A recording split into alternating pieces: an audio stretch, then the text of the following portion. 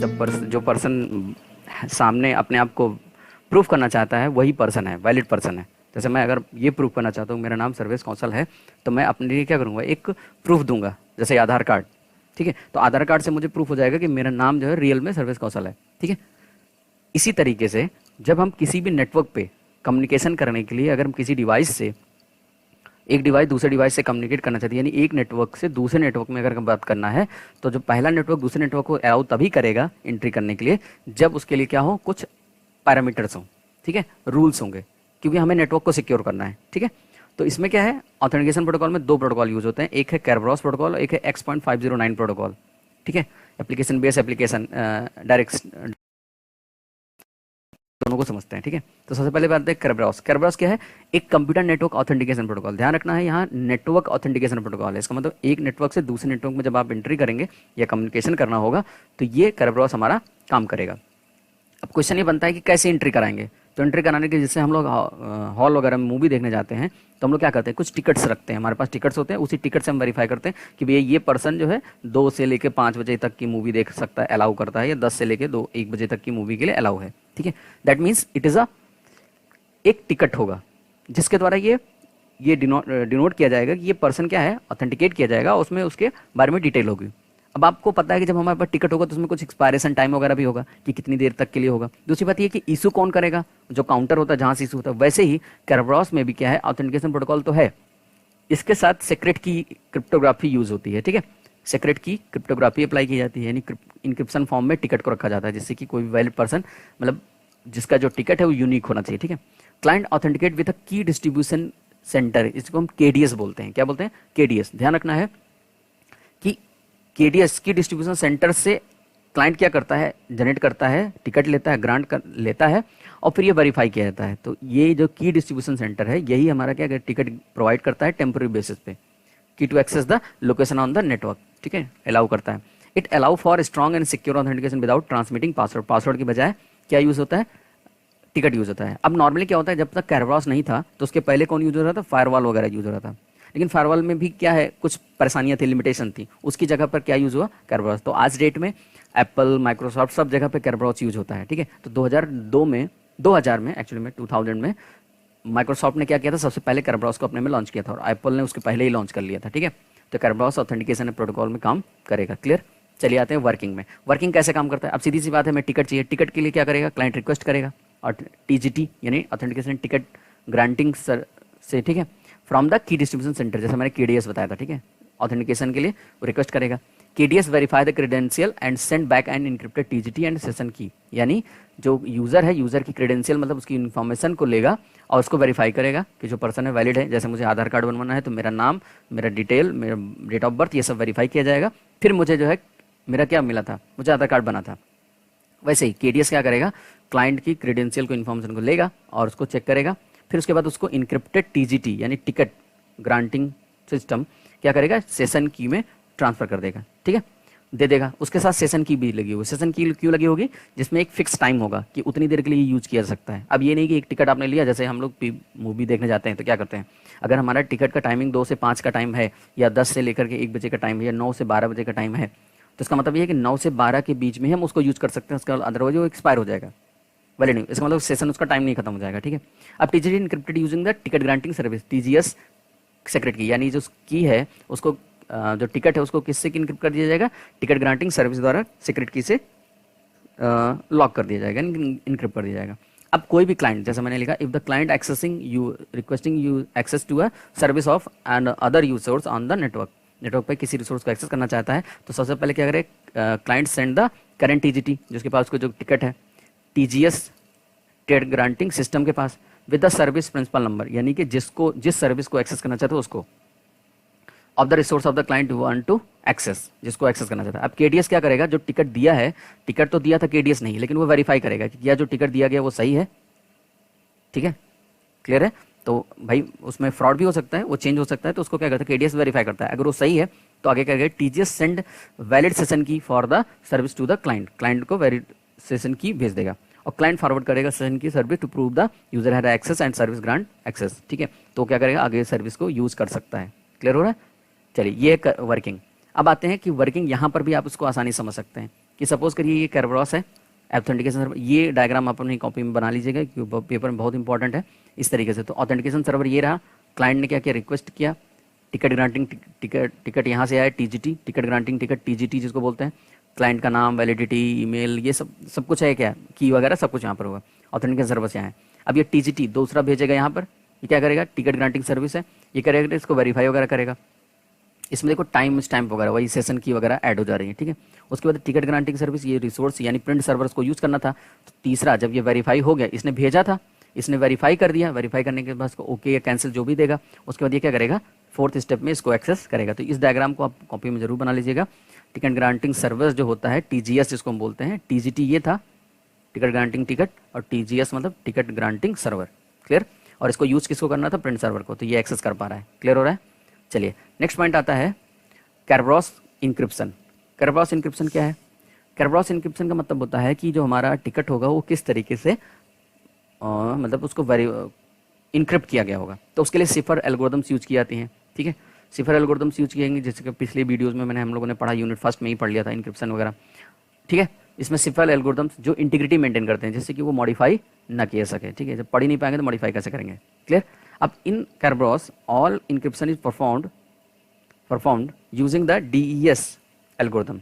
किसके द्वारा, एल्गोरिदम के द्वारा, DS एल्गोरिदम के द्वारा क्या होगा, ये DS एल्गोरिदम जो होती है डेटा इंक्रिप्शन स्टैंडर्ड एल्गोरिदम होती है, जिसके द्वारा ये इंक्रिप्ट किया जाता है टिकट, ठीक है। Kerberos very improvement and previous authorization technology है, ये strong cryptography and third party TPT मतलब थर्ड पार्टी टिकट ऑथराइजेशन को यूज़ करता है, ठीक है। एंड थर्ड पार्टी यानी ट्रस्टेड पार्टी जो होंगे उनको यूज़ करता है, ठीक है, जिससे कि साइबर जो क्रिमिनल्स होते हैं उनसे क्या होता है, इन्फिल्ट्रेट ना हो पाए नेटवर्क। भाई सीधी सी बात है, जिसके पास टिकट होगा वही अलाउ करा जाएगा, अदरवाइज नहीं हो रहा है। एक तरीके से कह सकते हैं कि एक गार्ड बैठा हुआ है। आपको वैसे भी अगर आप गूगल पे सर्च करेंगे कैरब्रॉस को, तो कैरब्रॉस का जो लोगो है उसमें 3 डॉग हैं, 3 डॉग का इमेज बनी हुई है, और तीनों अलग अलग दिशा में देख रहे हैं बैठ के। तो आप समझ सकते हैं कि जैसे 3 हेडेड जो डॉग्स होते हैं, अगर किसी घर की रखवाली करेंगे तो कैसे करेंगे, उसी तरीके से कैरब्रॉस करता है, यानी वॉचिंग, ठीक है, वॉच करते रहते हैं हमेशा, क्लियर। तो ये है। अब इसका जो टिकट होता है वो किसमें क्या होता है, टिकट जो होता है वो सर्टिफिकेट होता है इशूड बाई ऑथेंटिकेशन सर्वर, जैसे मैंने TGS पढ़ा था, टिकट ग्रांटिंग सर्विस सर्वर जो था, ठीक है। इनक्रिप्टेड होता है किससे, सर्वर की द्वारा इनक्रिप्टेड होता है। अब इसमें क्या होता है, उसमें कुछ चीज़ें और होती है, जैसे रैंडम सेशन ID की होती है, उसमें कुछ सेशन रैंडम आई हो, जिससे कि वो क्या कहते हैं उसको, रिप्लाई अटैक ना होने पाए, रैंडम होगा तो रिप्लाई नहीं हो पाएगा क्योंकि अलग अलग हर बार बनेगा, ठीक है। Also contain the expiration time, ये बहुत इंपॉर्टेंट है, एक्सपायरेशन टाइम होगा। इस फिगर में भी आप देख पा रहे होंगे, टिकट ग्रांटिंग सर्वर होगा, यूजर एंड पासवर्ड एक्सेस कर सकता है KDS से, ठीक है। नेक्स्ट आता है कैरब्रॉस की कुछ यूटिलिटीज़ हैं, यानी कैरब्रॉस जब प्रोटोकॉल काम करता है तो उसके अंदर कुछ प्रोटोकॉल्स हैं काम करते, जैसे कि Kinit यानी कैरब्रॉस को इनिशिएट करने का काम करता है, यानी कैरब्रॉस जब भी स्टार्ट होगा सबसे पहले Kinit यानी कैरब्रॉस इनिशियलाइजेशन स्टार्ट होता है, इसी से उसकी सर्विसेज एक्टिवेट होती हैं, ठीक है। दूसरा आता है कैरब्रॉस डिस्ट्रॉय, ठीक है। कैरब्रॉस डिस्ट्रॉय का मतलब होता है कि जो भी टिकट्स वगैरह जो है अनयूज्ड हो गए हैं उनको क्या करना, डिस्ट्रॉय कर देना, ठीक है। या कोई भी सर्विस आपकी चल रही है उसको क्या करना, डिस्ट्रॉय कर देना, क्लियर है। तो ये यहाँ पर KDS का काम होता है, यानी क्रेडेंशियल जो भी इंफॉर्मेशन होती है क्लाइंट की उसको डिस्ट्रॉय करना। तीसरा आता है K-लिस्ट, ठीक है। K-लिस्ट का मतलब होता है जो भी क्रेडेंशियल जितने लोगों को मतलब टिकट मिला है उनकी एक लिस्ट बनी होगी, तो उसको K-लिस्ट एक्सेस करते हैं, या जिन लोगों को रिवोक कर दिया गया यानी रोक दिया गया हो वो भी K-लिस्ट में काम करते हैं। और उसमें जो पासवर्ड्स वगैरह होंगे वो की पासवर्ड, कैरब्रॉस पास WD का मतलब यहाँ पर एक यूटिलिटी है जो यूज़ की जाती है, यानी जब इंस्टॉल होता है कैरब्रॉस तो उसके अंदर ये 4-5 यूटिलिटीज़ हैं जो मेन यूज़ करते हैं, ठीक। नेक्स्ट आता है इसके कुछ ड्रॉबैक्स है, जैसे सिंगल पॉइंट फेलर, यानी कैरब्रॉस अगर फेल हो गया तो सारा फेल हो गया, क्योंकि ये सबको अलाउ कर देगा, फिर एंट्री करा देगा, यानी वॉचमैन को अगर हम रोक लें तो हम अंदर जाकर कुछ भी कर सकते हैं, ये प्रॉब्लम है। इसका मतलब हमें मल्टीपल लेयर क्या होने चाहिए, सिक्योरिटी लगानी चाहिए। नेक्स्ट आता है रिक्वायरमेंट ऑफ सिंक्रोनाइजेशन, ये क्या है भाई, रिक्वायरमेंट सिंक्रोनाइजेशन इसलिए क्योंकि जब भी टिकट जनरेट होता है तो उसमें एक रैंडम की होती है और साथ ही साथ उसका एक्सपायरेशन टाइम होता है। अब जो टाइम दिया गया वो सर्वर का टाइम और क्लाइंट का टाइम दोनों सेम होना चाहिए ना, क्यों, क्योंकि अगर मान लीजिए क्लाइंट के टाइम जो टिकट मिला उसमें 11 बज रहे हैं, 11 बजे वो एक्सपायर हो जाएगा, और जो क्लाइंट का सिस्टम है उसमें 12 बज रहा है, तो ये बताइए जब 11 बजे का टाइम दिया गया वो 12 बजे उसमें बज ही रहे हैं तो वो क्या होगा, सिंक्रोनाइज नहीं रहेगा, तो वो ऑलरेडी फेल हो चुका है टिकट, तो उसके लिए रिक्वायरमेंट ऑफ सिंक्रोनाइजेशन होता है। सेक्रेट कीज आर इन्वॉल्व, इसमें क्या होता है कि सेक्रेट कीज इन्वॉल्व होती हैं जिसके द्वारा ये थोड़ा सा कॉम्प्लेक्स हो जाता है और रिक्वायरमेंट ज़्यादा मतलब रिसोर्सेज ज़्यादा रिक्वायर करता है। पासवर्ड कैसे रिकाटेंगे, इसमें जो पासवर्ड्स वगैरह होंगे वो गेस किए जा सकते हैं, क्योंकि बहुत ज़्यादा सिक्योरिटी नहीं है। रिक्वायर्ड ट्रस्टेड पार्ट, मैंने बताया था कि जो भी पाथ हों जिनमें वो कम्युनिकेशन हो रहा है, जहाँ से की ये डिस्ट्रीब्यूट की जा रही है, टिकट ग्रांट किया जा रहा है, वो पाथ जो है बहुत रिक्वायर्ड मतलब ट्रस्टेड होना चाहिए। नहीं तो रास्ते में अगर किसी ने हैक कर लिया यानी टिकट ले लिया तो फिर वो यूज़ कर सकता है। तो ये थोड़ा सा इंपॉर्टेंट बात यहाँ पर आती है। क्लियर। अब आते हैं X.509 डायरेक्टरी ऑथेंटिकेशन प्रोटोकॉल। ये क्या है? ये फर्स्ट जो है सबसे पहले 1988 में सबसे पहले ITU मतलब इंटरनेशनल टेली कम्युनिकेशन यूनियन, जिसने टेलीकम्युनिकेशन स्टैंडर्ड सेक्टर जो था उसने सबसे पहले इसको सर्विस को लॉन्च किया था। उसका नाम था सबसे पहला X.500। उसी की सीरीज है X.509। ठीक है। अभी कह रहा है कि an X.509 certificate is a digital certificate that uses the widely accepted international X.509 public key infrastructure standard to verify that a public key belongs to the user, computer or server service identity contained within the certificate।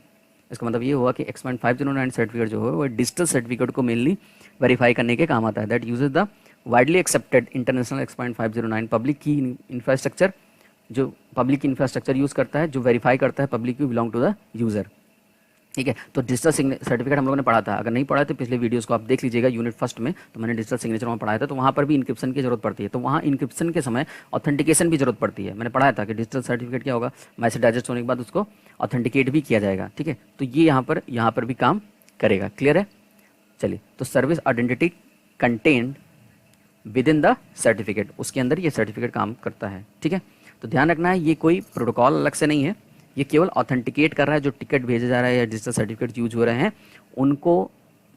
उनको verify कर रहा है। ठीक है। Next आता है इसमें क्या क्या चीज़ें होंगी। इसमें कुछ पॉइंट्स हैं, जैसे वर्जन होगा, सीरियल नंबर होगा, एल्गोरिथम इन्फॉर्मेशन होगी, इशूर डिस्टिंग्विश्ड नेम होगा जिसको सर्टिफिकेट अथॉरिटी बोलते हैं, वैलिडिटी पीरियड ऑफ सर्टिफिकेट होगा, सब्जेक्ट डिस्टिंग्विश्ड नेम होगा, फिर सब्जेक्ट पब्लिक की इन्फॉर्मेशन होगी। ठीक है। इसमें सारी चीज़, जैसे वर्जन अभी X.509 जो प्रोटोकॉल है इसमें कई सारे वर्जन होते हैं। ठीक है। तो उसका वर्जन का नाम इसमें होगा, सीरियल नंबर।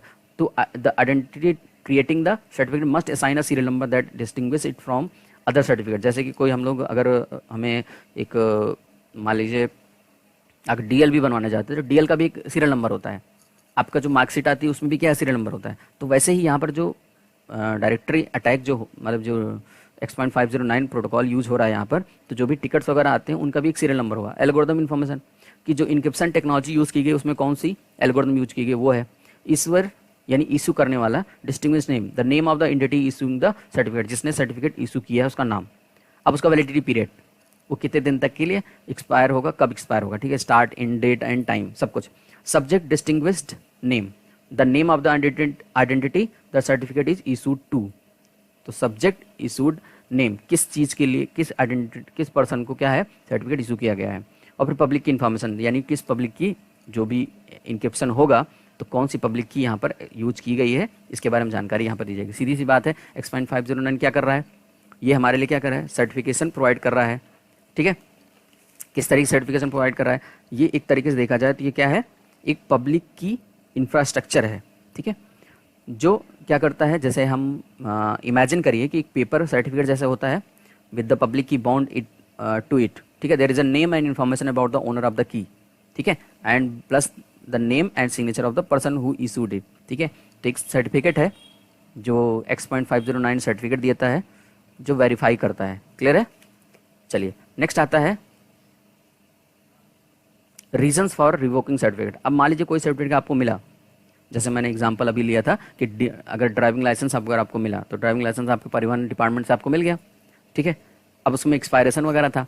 अब आपका जो सर्टिफिकेट है वो किन किन रीजन से क्या होगा, मतलब आपको ब्लॉक कर दिया जाए आपके कार्ड को। जैसे आपने कहीं पर एक्सीडेंट कर दिया, या आपने गलत तरीके से गाड़ी चला रहे, स्पीड आप बहुत तेज़ी से चला रहे हैं, या आपने बार बार आपको देखा जा रहा है कि आप हेलमेट वगैरह यूज़ नहीं कर रहे हैं, तो इस तरीके से आपको सर्टिफिकेट आपका रिवोक किया जा सकता है। तो वैसे ही सर्टिफिकेट यहाँ पर कैसे रिवोक किया जाएगा, इनकप्शन की जो लगाई गई थी, यूज़ की गई थी, वो कंप्रोमाइज हो जाए, यानी हैक कर लिया जाए। Error within the issued certificate, certificate जो इशू किया गया उसमें कुछ प्रॉब्लम्स हैं, एरर आ जाए। Change in usage of certificate, use जिस काम के लिए सर्टिफिकेट दिया गया था उसका यूज जो है चेंज हो जाए। Certificate owner is no longer deemed trusted, यानी जो जिसके पास जो ओनर है सर्टिफिकेट का वो बहुत ट्रस्टेड नहीं है, वो गलत काम कर रहा है, तो उससे भी क्या किया जाएगा, उसको भी ब्लॉक किया जा सकता है। क्लियर हो रहा है। तो ये इसके रीजंस हैं जिनकी वजह से इसको रोका जाता है। तो आई होप यहाँ तक बातें आपको समझ में आई होंगी। लेकिन जो भी बातें इसमें हैं हम लोग बता रहे हैं, इसमें कुछ प्रोसीजर्स हैं, उनको ध्यान देना है। तो X.509 जो प्रोसीजर ऑथेंटिकेट करने का वो 3 तरीके से यूज करेगा, 1 वे ऑथेंटिकेशन, 2 वे ऑथेंटिकेशन, 3 वे ऑथेंटिकेशन। बहुत आसान है। ए और बी, ए जो है कम्युनिकेट करना चाहता है बी से, ठीक है। तो ए जो है अगर बी से क्या करना चाहता है, ऑथेंटिकेट करना चाहता है, तो ये अपनी जानकारी पूरी देगा, ठीक है। यहाँ पे पूरी जानकारी, ये सारी इन्फॉर्मेशन जा रही है, साइन डेटा, इनक्रिप्टेड डेटा, ठीक है, टिकट ए, रजिस्टर्ड ए, उसकी आईडी, सब कुछ कहाँ पे रहा, बी के पास। अब बी क्या करेगा, बी वेरीफाई करेगा। तो ये जो 1 वे हुआ, यानी ए से बी की तरफ जा रहा है, बस 1 वे हुआ। दूसरी तरफ 1 वे का मतलब, अब ये 1 वे तो हो गया, जब इधर दूसरी तरफ से जब उसका रिजल्ट आएगा, रिस्पॉन्स आएगा, तो बी भी अपने आप को डिस्क्लोज करेगा। तो टी बी, देखो ध्यान दीजिएगा, टी ए आ रहा है, आर ए आ रहा है, आई डी बी आ रही है, ठीक है, साइन डेटा, यानी ये बी के पास भेज रहा है ना, तो ये अपनी बी की डेटा के साथ भेज रहा है, और अपना डेटा भेज रहा है, इनक्रिप्टेड डेटा भेज रहा है, पब्लिक की और की के साथ, ठीक है, पब्लिक यूनिट, पैकेट यूनिट और की के साथ भेज रहा है। वैसे ही बी भी भेजेगा अपने पास, तो टी ए की जगह टी बी हो जाएगा, आर ए की जगह आर बी हो जाएगा, और आई डी जो होगी वो बी जा रहा था, तो अब यहाँ से किसके आ रहा है, ए के पास आ रहा है, ठीक है, ये आ रहा है। और ये रिस्पॉन्स दे रहा है आर ए को, ठीक है, यानी जो आर ए गया था इसको वो भी रिटर्न कर रहा है, जिससे ये पता चल जाए कि ये जो डेटा था इसके पास पहुंच चुका है, अगर वैलिड हो गया तो, ठीक है। ऐसे ही 3 वे में चलो अगर आप देखेंगे तो 3 वे में आप देख सकते हैं कि वही सब कुछ वही है, बस थर्ड वाले में क्या हो रहा है, एक जैसे इसने अपने आप को ओके बोला, इसने भी ओके बोला, और ये फिर इन्फॉर्मेशन दे रहा है कि ठीक है कंप्लीट है। जैसे मैं कहूँगा कि सपोज करो ये मैंने कहा हेलो, इधर वाले में क्या हो रहा है, हेलो के साथ साथ दूसरे वाले ने कहा हाय, ठीक है, यानी कम्युनिकेशन स्टार्ट हो सकता है। तीसरे वाले ने कहा हेलो, उसने हाय बोला, और इसने फिर आगे कम्युनिकेशन स्टार्ट किया। तो 3 वे ऑथेंटिकेशन जो होगा, इसमें तीनों कम्युनिकेशन किए जा रहे हैं। 3 प्रोसीजर्स हैं। इस डायग्राम को आप कॉपी में जरूर बना लीजिएगा, आप अपने बुक से भी थोड़ा देख सकते हैं, इसको कवर कर सकते हैं, बहुत ही आसान है और बहुत ही इंपॉर्टेंट भी है, ठीक है। तो इसको आप थोड़ा सा ध्यान से देखिएगा। तो आई होप यहाँ तक आपको बात समझ में आई होगी। अगर आपके मन में कोई डाउट्स हैं तो कमेंट सेक्शन में जरूर पूछें। Thanks for watching.